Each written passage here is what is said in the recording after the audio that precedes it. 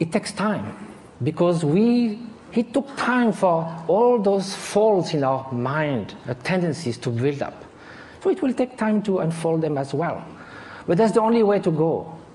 Mind transformation. That is the very meaning of meditation. It means familiarization with a new way of being, new way of perceiving things, which is more in adequation with reality, with interdependence, with the stream and continuous transformation which our being and our consciousness is. So the interface with cognitive science, since we need to come to that, and what was the subject of we have to deal in such a short time, with brain plasticity. Brain was thought to be more or less fixed. All the neuronal connection in numbers and quantities were thought till the last 20 years, thought to be more or less fixed when we reach the adult age. Now recently it has been found that it can change a lot. A violinist, as we heard, we have done 10,000 hours of violin practice. Some area that controls the movements of fingers in the brain change a lot. Increase and reinforcement of the synaptic connections.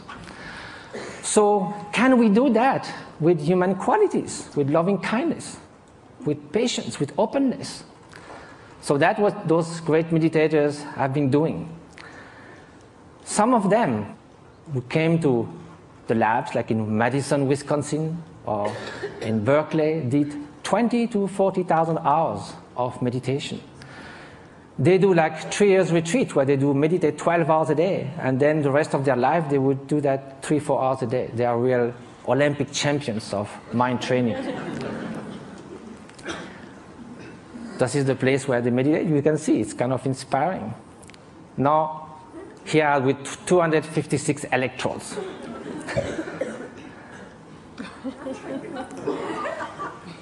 So what did they find? Of course, same thing, the scientific embargo. A paper has been submitted to Nature. Hopefully it will be accepted. It deals with the state of compassion, unconditional compassion. We ask meditators who have been doing that for years and years and years to put their mind in a state where there's nothing but loving kindness, total availability to sentient being. Of course, during the training, we do that with objects. We think of people suffering, we think of people we love. But at some point, it can be a state which is all-pervading.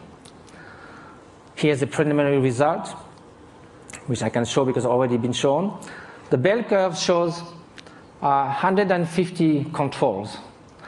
And what is being looked at is the difference between the right and the left frontal lobe. In very short, people who have more activity on the right side of the prefrontal cortex are more depressed, withdrawn, they don't describe a lot of positive affect. It's the opposite on the left side, more tendency to altruism, to happiness, to express, and curiosity, and so forth. So there's a basic line for people, and also it can be changed. If you see a comic movie, you go more to the left side. If you are happy about something, you'll go more to the left side. If you have a bout of depression, you'll go to the right side. Here, the minus 0.5 is a 4 standard deviation of a meditator who meditates on compassion. It's something that is totally out of the bell curve. So I have no time to go into all the different scientific results. Hopefully they will come. But they found that this is after 3.5 hours in a fMRI. It's like coming out of a space ship. Also, it has been shown in other labs, for instance, Paul Ekman's labs in Berkeley, that some meditators are able also to control their emotional response more than it could be taught. Like the startle experiments, for instance. If you sit a guy on a chair with all this kind of apparatus measuring your physiology, and there's kind of a bomb that goes off. It's a so instinctive response that in 20 years, they never saw anyone who would not jump. Some meditators, without trying to stop it, but simply by being completely open, thinking that bang is just going to be just a small event, like a shooting stars, they're able not to move at all. So the whole point of that is not sort of to make like a circus thing of showing exceptional beings who can jump or whatever. It's more to say that mind training matters. That this is not just a luxury. This is not a supplementary vitamin for the soul. This is something that's going to determine the quality of every instant of our life. We are ready to spend 50 years achieving education. We love to do jogging, fitness. We do all kinds of things to remain beautiful. Yet, we spend surprisingly little time taking care of what matters most, the way our mind functions, which again is the ultimate thing that determines the quality of our experience. Now, compassion should also be put in action.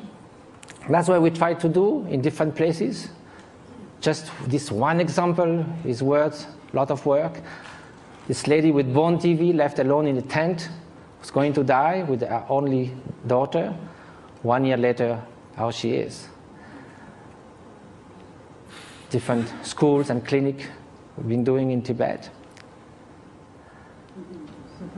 And just I leave you with the beauty of those looks that tells more about happiness than I could ever say. And jumping monks of Tibet, flying monks.